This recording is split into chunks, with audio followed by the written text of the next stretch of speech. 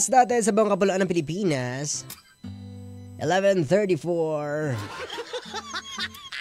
Magandang magtatanghali na medyo late ng umaga sa inyong lahat. Ang specific. Welcome back to the show. My name is Dave and you're listening to DZDG 96.7. And here, merong nag-send sa atin ng message. Let's read and, have a comment about it. Let's go. Vlog yan.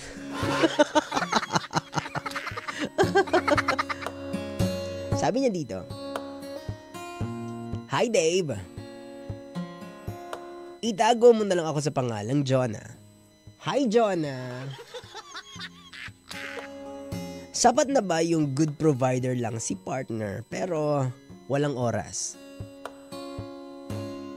Hindi ko alam kung valid yung feelings ko or OA lang ako masyado. Lagi kasi akong take for granted. Taken? Sala yung English mo. Nangungurek ng grammar. Hindi niya na-appreciate yung presence ko. Never niya ako sinurprise or treat sa special days or occasion. Hindi ko maramdaman suyuin o lambingin kapag nagtatampo. Kapag nagtampo ako at hindi ko siya pinansin, hindi niya din ako papansinin. Mas pabor sa kanya kasi tahimik ang maghapon niya kapag may free time siya o walang trabaho. Gusto ko din naman maramdaman na special ako, na babae din ako tulad ng iba.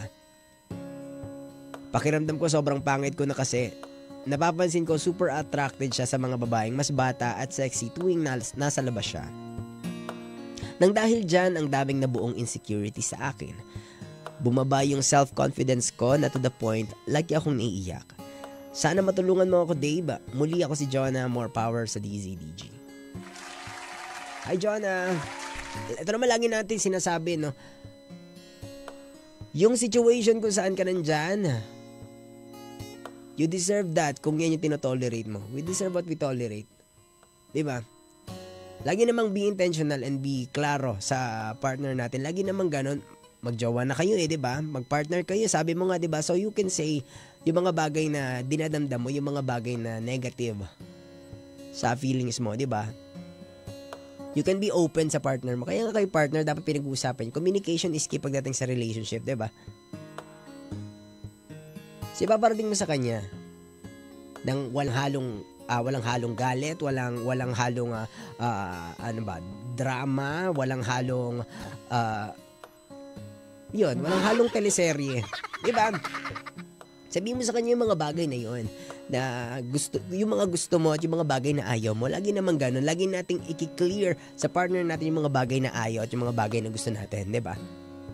And you guys should meet halfway. Diba? Baka naman kasi super busy niya kasi nga busy siyang mag-provide, busy siyang magbuo ng something na ikagaganda ng buhay yung dalawa, 'di ba? Baka doon siya busy kaya medyo yung oras is medyo tight, 'di ba? Baka ganoon. Hindi ko siya dinidefend pero hindi ko alam yung hindi ko alam yung reasons niya Hindi ko naman masasagot kung ano reasons niya, 'di ba? Pero baka yun yung reason niya. Kaya hindi siya gaanong nakakapagbigay ng time is because baka busy siya sa bagay na yun. 'Di ba? Paglaan ng oras yung mga bagay na pwedeng mag-provide para sa inyong dalawa. In that case, you should meet halfway. Kung wala siyang time, you're the one who should make the time. 'Di ba? Para maging magkaroon kayo ng connection dalawa. 'Di ba? Kung doon siya nakafocus sa bagay na 'yon. 'Di ba? Para mabuhay kayong pareho. 'Di ba? Meet halfway. Valid naman lagi yung feelings natin lahat, 'di ba? Lahat naman ng feelings natin is valid. Kaya nga, dapat i-communicate mo sa kanya yung feelings mo na ito na yung nararamdaman mo. Diba na, doon baka marinig mo yung reason niya kung bakit wala siyang time.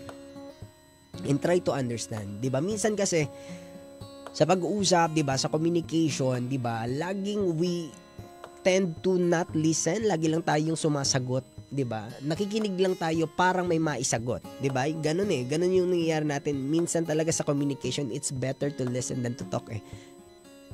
'Di ba? Let's understand nyo dapat yung isa't isa, 'di ba? Pakinggan mo siya. And then yun sa'yo naman. 'Di ba? Always try to understand the other side. Valid naman gusto mo maramdaman yung yung pagiging special mo and all, 'di ba? Special naman tayo lahat eh. At sabihin mo sa kanya yun na nalulungkot ka na because of that. 'Di ba? Kasi baka hindi niya nakikita, 'di ba? Kasi baka nga super focus siya dun sa bagay na pinagkakaabalahan niya, dun sa para makapag-provide siya sa iyo. 'Di ba? Baka dun siya masyadong focus na akala niya okay lang. Kaya sabihin mo sa kanya, communication is key. 11:40, that is our time. My name is Dave and you are listening to DZDG 96.7. Jonas, sana nakatulong. Babalik tayo, dyan ka lang.